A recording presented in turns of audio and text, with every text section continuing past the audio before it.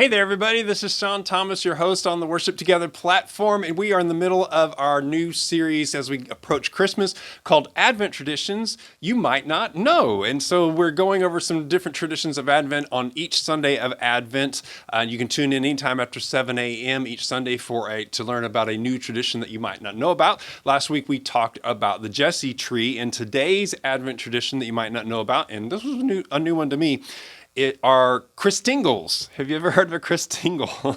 All right, so what are Christingles? Christingles are used by some Christian people in church during the time of Advent to celebrate the birth of Jesus and Jesus as the light of the world. The word Christingle means Christ light. So that's the Christingle. They are made using a particular objects, and each one represents something special. So Christingle begins with an orange. All right, and so that's used to represent the whole world. And then a red ribbon is placed around the outside of the orange. And that's a symbol of Jesus' love and how he gave his life to save humankind. And then 4 sticks are stuck into the orange to represent the 4 seasons: winter, spring, summer, and autumn.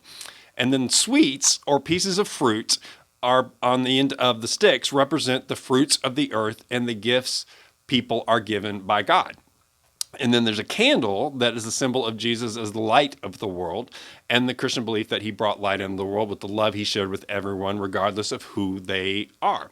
So the first Christingles were used way back in 1747 in Germany. A bishop was taking a service during Advent, and he gave all the children who came a candle with a red ribbon around it. So that's kind of how it started. He wanted to give them a simple sign that reminded them of the happiness that can come from Jesus. And then in 1968, Christingles were used in a church service to raise money for charity called the Children's Society.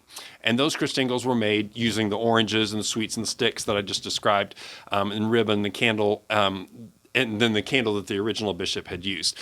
So what happens in a Christingle service? You can actually have a full service with celebrating these or in celebration with these. Many people go to a Christingle service in church at Advent. Traditionally, all the lights are turned off. And when people light their Christingle candle, they think about how the birth of Jesus brought light into the world. So that's our second Advent tradition you might not have known about. Next week, we're going to talk about the Advent wreath, which you probably are very familiar with. But did you know how many different variations there are of what all those candles mean? So we're going to talk about that next week on our third episode. Y'all enjoy this Advent season. Merry Christmas to you. God bless.